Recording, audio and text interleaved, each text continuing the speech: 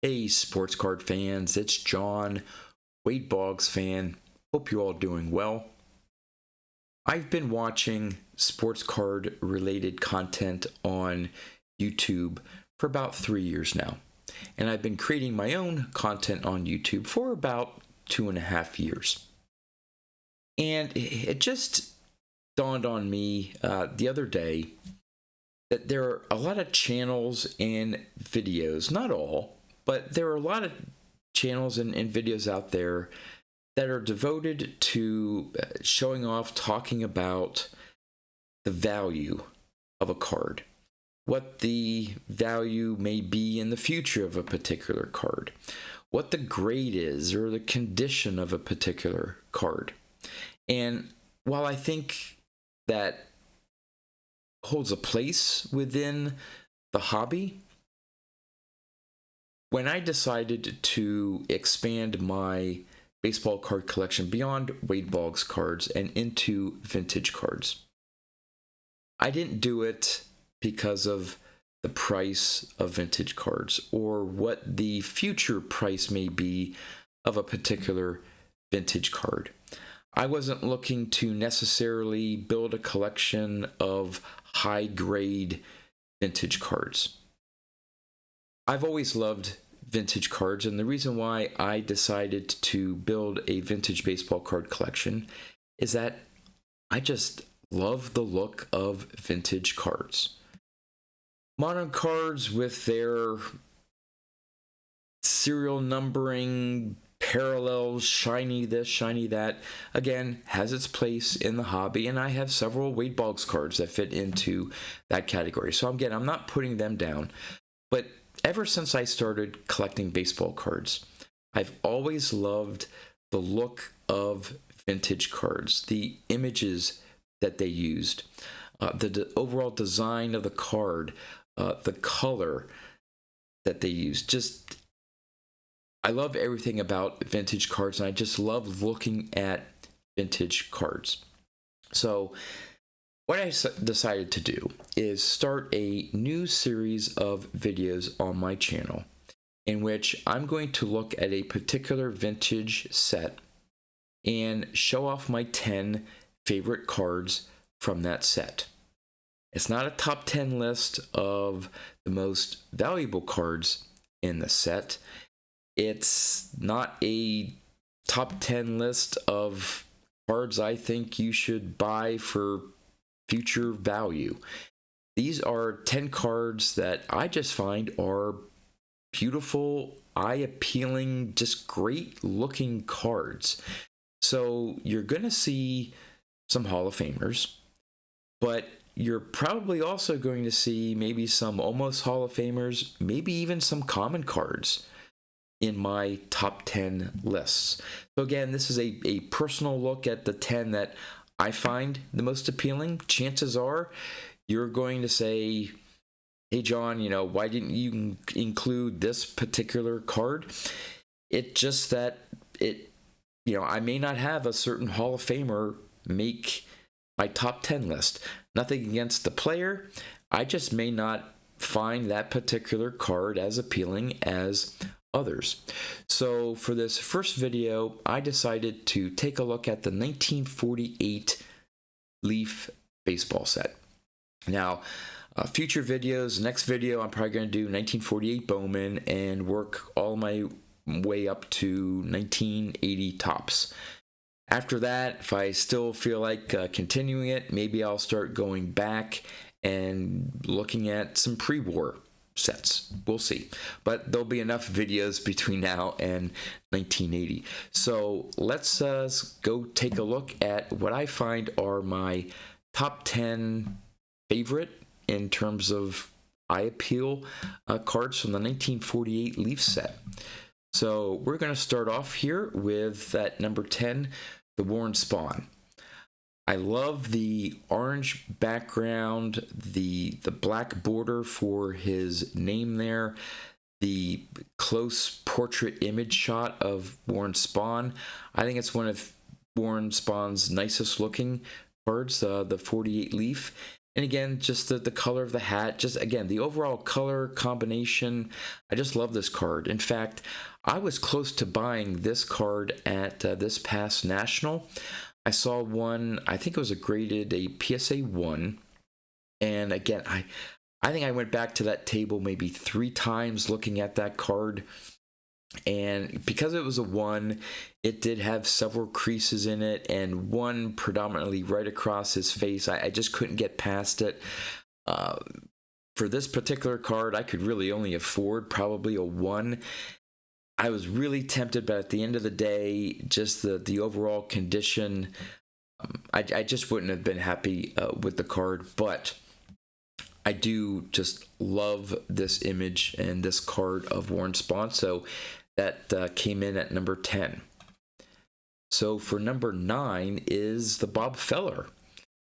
You're probably going to start seeing a theme here, a little foreshadowing, but that yellow background. There's something about in vintage cards, that yellow background just seems to make the card pop. I don't know what it is.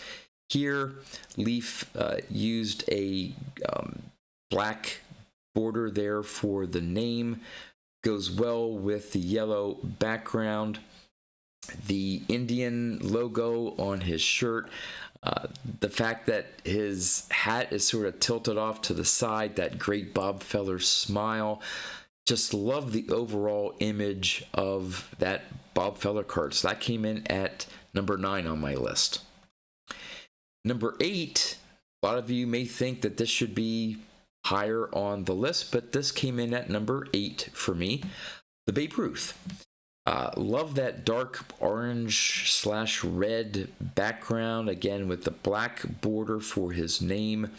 Really bold name. Obviously, they wanted to highlight the Babe Ruth card in their set. It is an older image of Babe Ruth, but again, it's from 1948. Just a great image, though, of Babe Ruth. Again, one of the iconic cards, post-war cards, the 48 Leaf Babe Ruth. Again, just an overall gorgeous-looking card. Number 7 is the Stan Musial. I love the blue background juxtaposed to the red in his uniform and hat, the black border used for his name. The image that they used of his follow-through swing, him looking out into the field. Just, again, a great image of Stan Musial, and just an overall great-looking card. At number 6 is the Satchel Paige. Again, another yellow background card. This time they paired it with a red banner or border for his name, which makes the blue in his cap just pop on this card. And again, a great image of Satchel Paige. You have him smiling. A lot of the cards featuring Satchel Paige have him smiling. Just, he loved the game of baseball, loved playing baseball. Just a great image of Satchel Paige and an overall great looking card.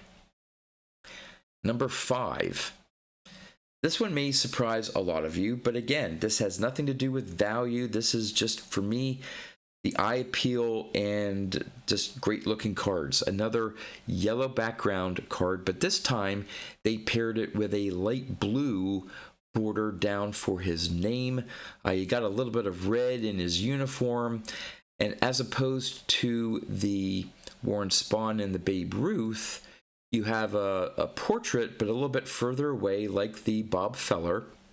And again, I just love the overall image that they use. To me, that's just a great looking card. Again, would not make a lot of top 10 lists probably in terms of value. I didn't even look up what the value of this card, even in a collector grade. Again, the value doesn't mean anything to me for these set of videos. I just love this Lou Boudreau card. It would be one that I would love to add to my collection. Not a Hall of Famer, I don't believe, but just, again, a great looking card. Number 4, another one that may surprise a lot of you is the John Vandermeer. Johnny Vandermeer is best known for throwing back-to-back no-hitters in 1938. Again, we have a yellow background, that blue border for his name, but what just catches my eye is just the image that they used. The high leg kick image. You don't see that today in the modern game. You don't see pitchers with high leg kicks. Again, this reminds me of Warren Spahn, Juan Marichal, but there aren't a whole lot of pitchers today. In fact, I don't even know if there are any, because you got, base stealers. If you have a high leg kick and stuff, it just adds to the time that the ball gets to the plate. So they don't even teach, this type of windup for pitchers anymore. The red in his cap, again, just pops off that yellow background. To me, this is just an absolute gorgeous card of Johnny Vandermeer. At number 3, probably another surprise, and probably one for most of you, you may not even know who Dick Sisler is. But Dick Sisler is the son of Hall of Famer George Sisler. But what just grabbed my attention was, again, the yellow background, this time with the red border for his name, and that action shot. I mean, just him, diving down, reaching for that ground ball. Just an amazing image for the 1948 Leaf set. Again, other than, the Johnny Vandermeer, where you have that pitching pose, I looked through all the set, and I'm not sure if there were many others. There may have been a couple others. There was one catcher card that sort of was in an action pose, but that just stood out to me. Gorgeous looking card. In fact, when I was looking for an image to use for this card, I think I took this from a PSA 8 example, but there are a lot of examples where the registration on this card is way off. It looks like you're almost looking at a 3D image. Again, back in 1948 Leaf, not necessarily the best or the high quality printing, manufacturing that was done back in the day. And often for some of these cards, just the different colors just got separated.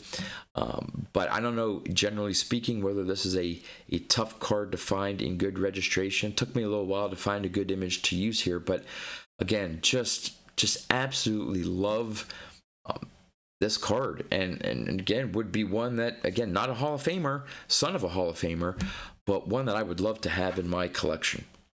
All right, number 2, the Ted Williams. That again, dark orange, reddish background with the blue banner for his name, the image, and just him with that swing and looking up in the distance, just embodies just like the power of Ted Williams, the presence of Ted Williams. I think this is one of his best looking images on a baseball card. I do love his 54 Bowman. But again, this is just a gorgeous card of Ted Williams.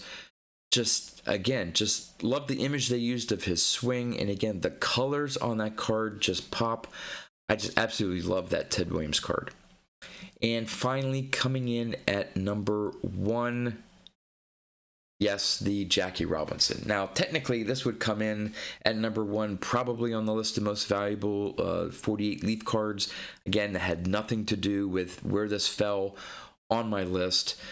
Again, just it's Jackie Robinson, the yellow background, the blue of his cap, the black border for his name, just the portrait image that they use there. This is just one of the most iconic cards in the hobby. The 48 Leaf Jackie Robinson, just an absolutely beautiful card, which had to make my number 1 list on my top 10. So there you go. My top 10 most favorite cards from the 1948 Leaf set.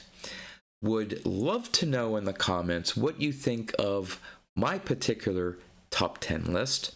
Are there cards that you think should have been on my top 10 list that would have made your top 10 list? I'm sure there's a lot of you out there saying, John, how could you have not chosen the Joe DiMaggio? How could you have not chosen the Phil Rizzuto? Again, not that they're ugly, they were maybe 11 and 12 on my list. Again, this is just my personal look, the ones that I find the most appealing, that are my favorite from the set. But again, would love to know your thoughts on my top 10, what cards you would have in your top 10 list, what you think about this new series of videos. If you like this video, if you like this type of video, would love a thumbs up. And if you're not a subscriber to my channel, would love for you to hit that subscribe button. That's all I have for you. As always, thanks for watching, and I'll see you next time.